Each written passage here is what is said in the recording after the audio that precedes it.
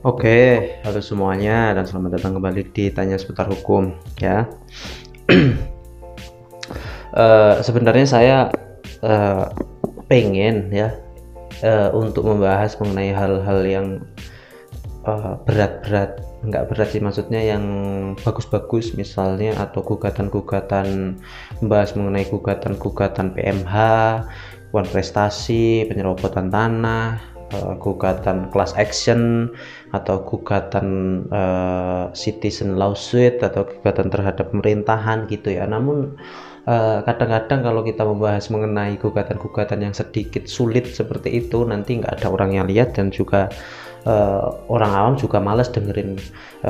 Kadang-kadang untuk gugatan-gugatan yang sulit seperti itu hanya untuk para akademisi atau sarjana hukum baru fresh graduate atau para praktisi saja, dan orang-orang tersebut saya yakin juga sudah paham mengenai hal tersebut ya, sudah ada pokoknya. Oleh karena itu saya akan membahas mengenai hal-hal seperti biasa lagi, untuk permasalahan-permasalahan yang umum terjadi di masyarakat, permasalahan-permasalahan yang biasa-biasa terjadi di masyarakat, yang mudah-mudah namun berkaitan dengan hukum, gitu aja sih pada intinya. Dan untuk kali ini itu tadi pembukaannya sudah 1,5 menit.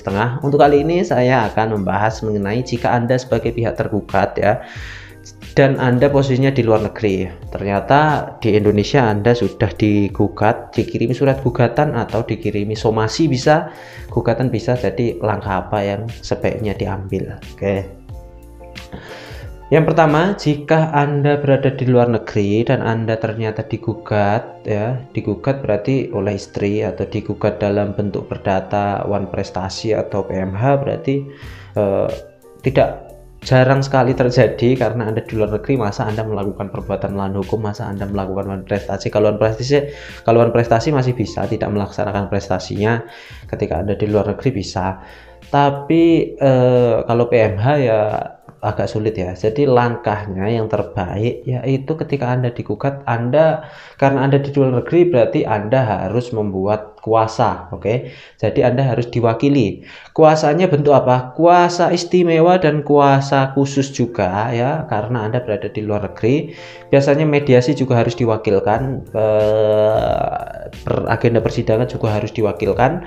Dan kuasanya seperti apa? Untuk kuasanya seperti yang sudah saya jelaskan, ketika Anda di luar negeri atau di luar Indonesia, Anda harus kuasanya harus dilegalisasi di Kementerian Luar Negeri atau kedutaan besar ya, seperti itu. Nanti ada dapat stempel, dan untuk model stempelnya sekarang udah barcode ya, seperti materai gitu ya.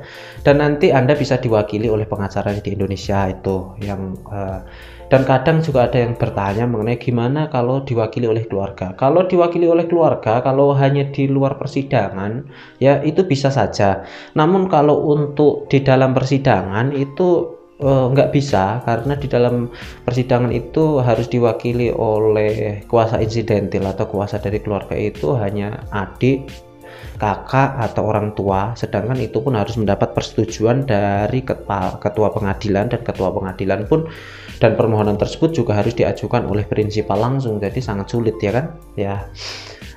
Jadi harus pakai kuasa pengacara itu. Dan ketika mendapat somasi ya bisa saja diwakili oleh keluarga saja, karena tidak sampai ke dalam persidangan, karena somasi nanti hanya berupa jawaban atas somasi atau mediasi terhadap hal yang sudah terlanjur dilakukan atau sedang dilakukan, dan yang dilakukan ya bisa diwakili oleh keluarga atau apapun. Oleh karena itu tadi langkah ketika Anda berada di luar negeri dan mendapatkan gugatan ya. Jadi Anda harus diwakili oleh pengacara ya, kuasa hukum di Indonesia, dan kuasanya juga harus dilegalisasi di kedutaan besar tempat Anda tinggal di luar negeri. Saya pikir itu cukup ya untuk pembahasannya. Ya ringan-ringan kayak gini saja, nggak perlu pembahasan yang berat-berat mengenai hukum tata negara atau hukum administrasi negara, cara menggugat pemerintahan presiden atau seperti apa, karena yang relate di masyarakat, yang banyak terjadi di masyarakat dan masyarakat masih bingung ya mengenai bagaimana tata cara mengajukan gugatan, bagaimana tata cara ketika digugat, mendapat somasi, mendapat panggilan sidang, itu langkah apa yang harus ditempuh gitu ya. Oke, saya pikir itu cukup seperti biasa. Semoga bermanfaat dan terima kasih. Dah. Assalamualaikum warahmatullahi wabarakatuh.